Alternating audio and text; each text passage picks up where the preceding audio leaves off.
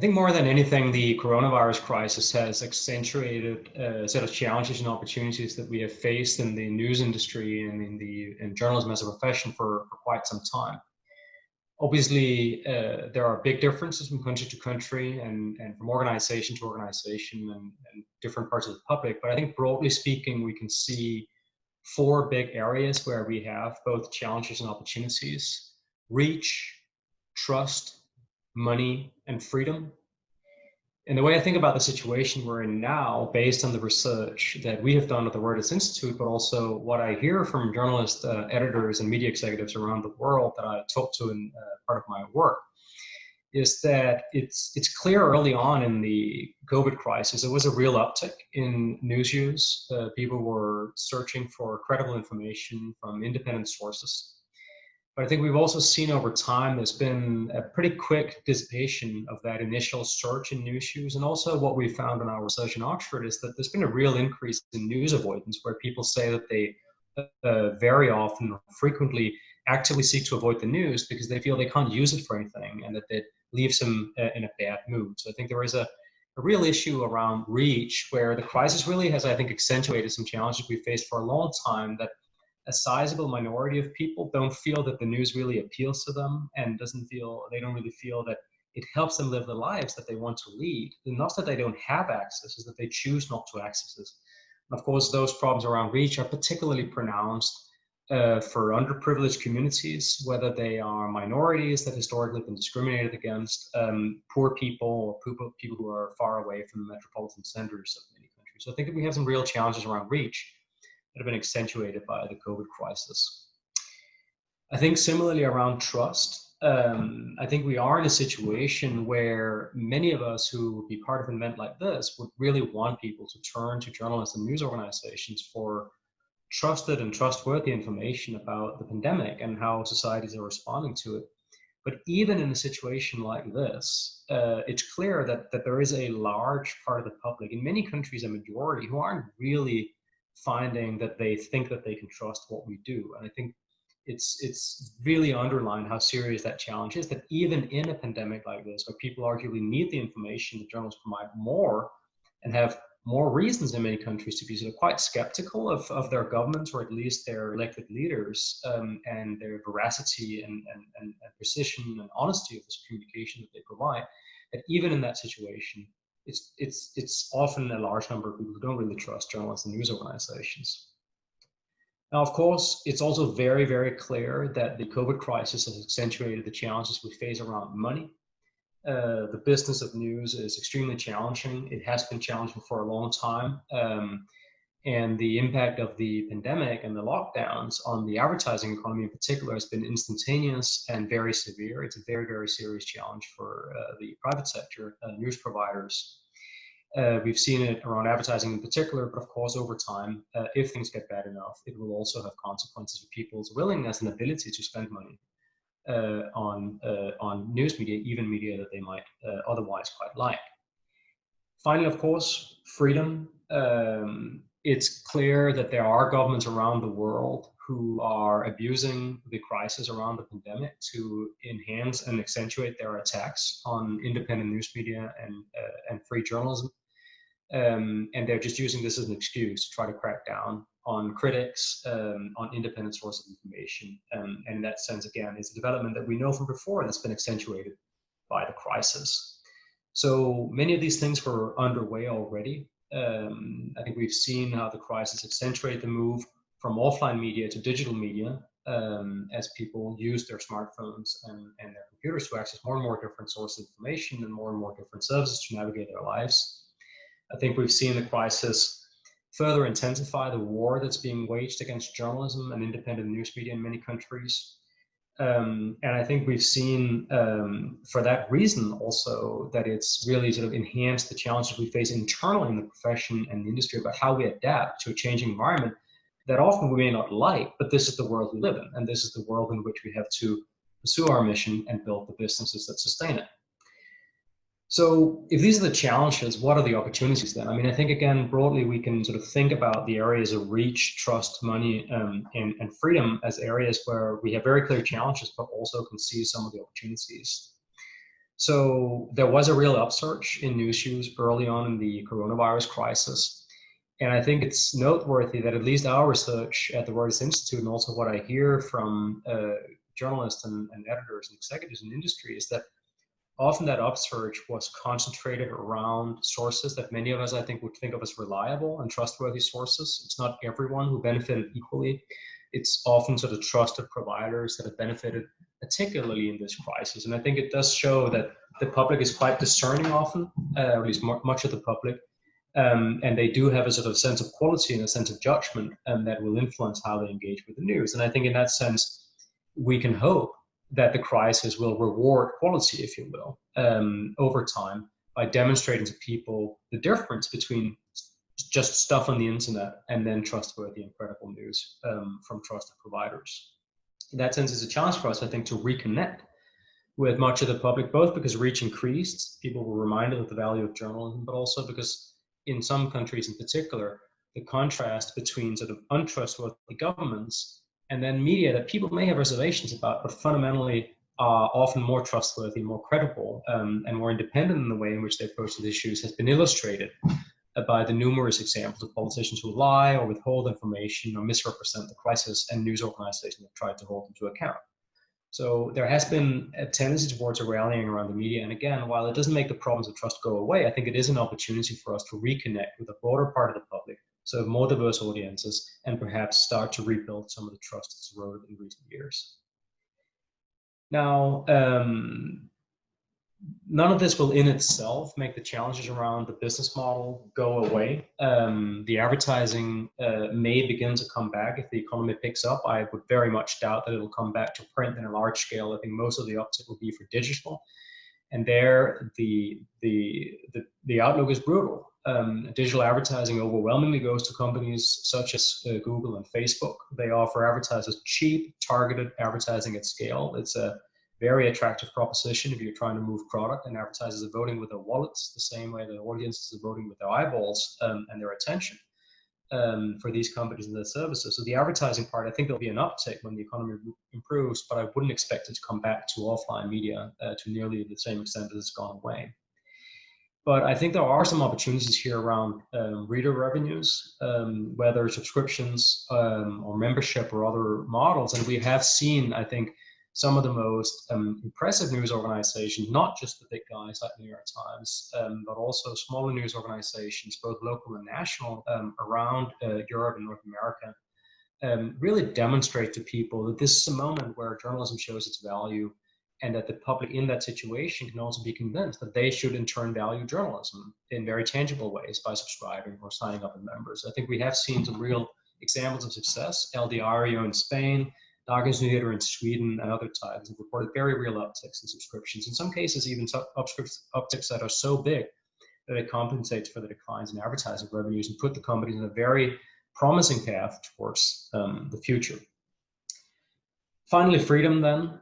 Again, as said, I think the crisis sort of accentuates the challenges that journalism faces around the world in many countries. But I think there is also, I think, a moment here where if people are reminded of the value of what journalists do, if they are demonstrated every day, is shown why they should trust journalism more, or at least some journalism more than they trust other sources of information, including sometimes their own government, that it may help build public support for the value and purpose of the work that we do. And that public support, I think, is the basis of the impact that we have in society. I mean, ultimately, journalism can't make a difference in the world if people aren't paying attention to it. But that connection with the public, I think, is also the premise of our business models. And it's often also the bulwark against attempts by powerful interests, whether private or more often political, to control or constrain journalism. In that sense, I think there is a chance for us to try to rally at least parts of the public around the work that we do in a commercial sense, but more importantly, perhaps in a public and a political sense, to defend free expression and independent news media. Now, I think we need to be very, very clear about this, that these opportunities, while they are real, do not change the fact that this is a really, really tough situation for journalists and for news media around the world. And I think we have to be realistic that there are some news media that won't be bouncing back from this crisis, either because they were vulnerable already, precarious situations, difficult despite the often good work that they do, Some cases because their owners weren't really trying to plan for the long term, but were just sort of raking in quarterly profits and not really trying to build a future-oriented business and editorial practice. And in that sense, it's clear that while some are thriving or finding ways through the crisis, and a few will emerge stronger from the crisis than they were before, this is going to have a very drastic impact on journalism and news media around the world. In that sense, it is a real crisis, not just for our societies, but also specifically for our profession and our industry. Now, as said, I think we are seeing every day that the best parts of what journalists do and the best parts of the news industry are finding ways in this dark moment to shine and to convince parts of the public that what they do really matters in ways that is the basis of their editorial work, but also their business and ultimately a protection against political pressures of various sorts. And in that sense, I think we also should be encouraged by the very real reminders that we see of how that work really matters in the world. Not just sort of dry academic work, such as some of the work that I do with colleagues here, where we've shown that people who pay attention to independent news media during the crisis know significantly more about coronavirus as a disease. They are better informed about the situation that they face. They also feel that they're better informed. They say that they feel news media help them understand the situation and think about how they might respond to it. But also, I think through the exposés that we've seen from some news organizations that have really exposed the shortcomings, malpractices, and sometimes ill will of governments and individual politicians who are either at best fumbling the crisis or in some cases really maybe actively making the situation worse in a way that will have very material impact on people's lives, will lead to fatalities and a much bigger negative impact of this crisis and otherwise. In that sense, I think while this is a dark moment, it is also a moment in which the value of journalism shines brightly. And I am optimistic that at least a large part of the public sees that, will recognize that, and they'll value that, and thus give us a basis on which we can move forward together. Rasmus, this is great. Now, some additional questions there on what you said, based on those 4 points you made. Talking about reach, connected to trust as well. Two issues, especially markets like Brazil. One is heavily polarized society, very similar to the US, where basically, if you're against, you're against. If you're for, you're for. It doesn't matter whether the facts prove you right or wrong. The other one, this point in terms of, some people just switching off.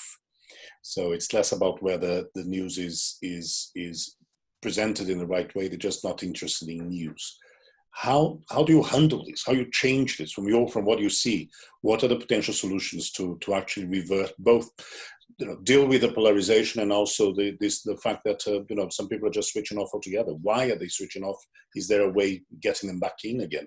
I mean, I think my personal view is first on the polarization is that while I realize this is very challenging for journalism and often intensely uncomfortable for each of us as a citizen, that polarization, while often sort of quite frustrating, is not in itself a bad thing. I mean, we live in very diverse societies and people disagree often very vigorously about really important things. That's what polarization is. The US would be a less polarized society if my liberal friends, started hating Donald Trump less. Would that make the US a better society? I'm not sure necessarily. I mean, I think it depends on your point of view. So I think in societies where there are big things at stake and where politicians take very sharp positions on them that really mark them out at one end of the spectrum or another, polarization is not necessarily a bad thing. That doesn't make it easier to do good journalism. I mean, you'll be subject to partisan attacks. People will question your impartiality. But I think we have to accept that there are moments in time where people really, really disagree. And that doesn't make journalism easier, but it doesn't mean we should give up on trying to do our job of seeking truth and reporting it. So I don't have a magic recipe for how we can do that. I mean, I think Marty Baron's approach of saying, we're not at war with the president, we're at work, is one that you should double down on the traditional ideals of fact-oriented, objective, impartial reporting. And there are other organizations that said, look, this is a moment in which we feel we need to take a stand. Lydia Polgren, when she was still executive editor of the HuffPost, she took this stance. Melissa Bell at Vox have talked in similar terms, and of course, there's been an argument recently about journalism's need for moral clarity. I mean, I think every journalist and editor will have to make their own decision about how they feel they should navigate these very, very often very polarized times. And it's not just around COVID; it's about many other issues as well. Of course, climate change, trans rights, and many other issues. I think the issue about people who are turning their backs on the news, I think, is one that is more amenable to something we can actually do, which is that at least our research suggests that what people are turning their backs on when they turn their backs on the news is very often part of the substance of what the news covers. And it's the way it comes through in interviews and focus groups that we do at the Reuters Institute in the countries where we studied this, is that, I mean, essentially a large part of the public feels that journalism is sort of part of the establishment. They talk like politicians, they look like politicians, they probably live like politicians, not quite, but something like it. And I think there is a sense that journalism isn't really independent of, quote unquote, the system, if you will. And I think Alice Anthium from Sciences Po Journalism School in France, I think, have been quite shrewd about the way she's talked about one way in which one might approach this, which is essentially try to think about, should we sometimes stop talking about politics altogether and try to sort of focus on the substance of what we're really trying to help people understand, which is the exercise of power, and try to turn our backs on the vocabulary, terminology, and sort of inside baseball game frame that often dominates political coverage, and try to focus on what this might mean for people's lives. And I realize many journalists and editors are trying to do this, but I think there is a lot of promise in this. A lot of the people who say in our research that they avoid the news very often name the fact that they feel this is sort of just people, arguing and disagreeing, and that they feel they can't use the information for anything as some of the key reasons why they feel that the news often leave them depressed and feeling sort of alienated and disempowered. And I think these are things we can do better. And I'm glad to see that there are journalism editors who try to do that. Oh, turning to money. You mentioned some of the challenges, you mentioned some of the difficulties, and also some who are growing.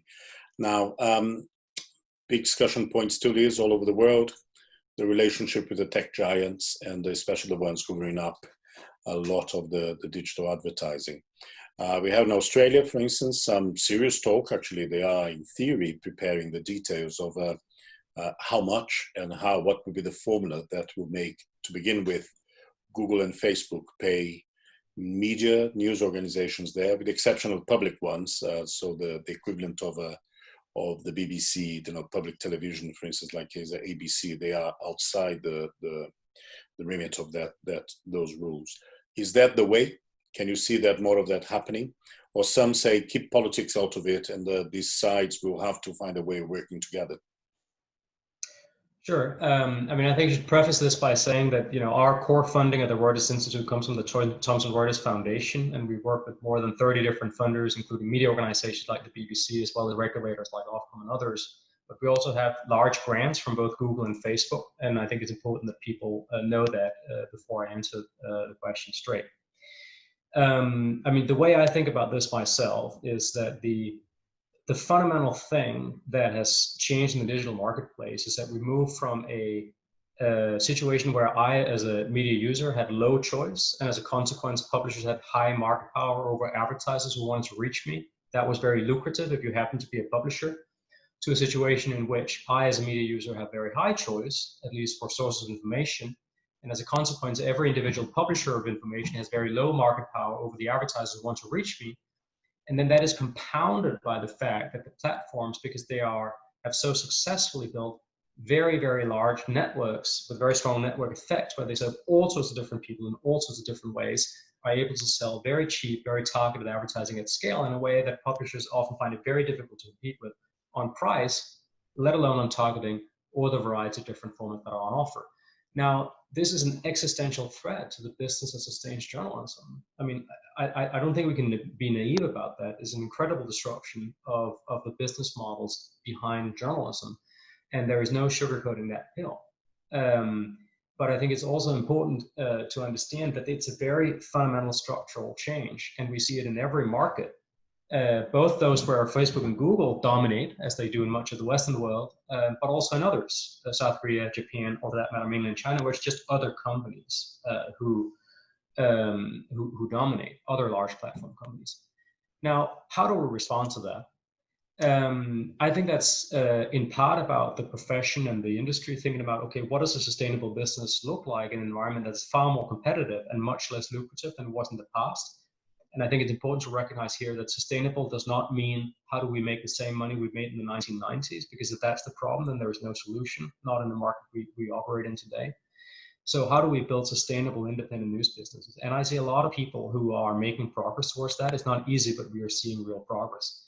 I'm not saying this will be as lucrative as what we had in the past. It won't. And it won't stop the decline in revenues, in top line revenues, which I would expect to continue to decline for at least another 10 years as print continues its terminal decline and as broadcast starts to decline. Now, is that good enough, a market-based solution? That's a fundamentally political question. Now, personally, I think there are very strong evidence of market failure, that at the local level and for underserved, underprivileged communities, the market alone will not deliver the amount or characters of journalism that we would want in democratic societies. On that basis, I personally think there is a strong case for political intervention and some form of funding to support journalism. Now, how you do it in a way that doesn't give politicians way to meddle with journalism, separate question. That's tough, but it's possible. We see some countries around the world who have intervention of this type. How could you fund that? Well, I mean, I think the ideas that are bouncing around for a digital sales tax or something like it are very sensible additions to the sort of arsenal of taxation that modern states rely on. But I think the question of whether you do it by sort of forcing one part of the private sector to give money to another part of the private sector, I'm not personally convinced that that is the most efficient way of doing it, or that publishers and journalists should want to be reliant on politicians who can enforce such a deal.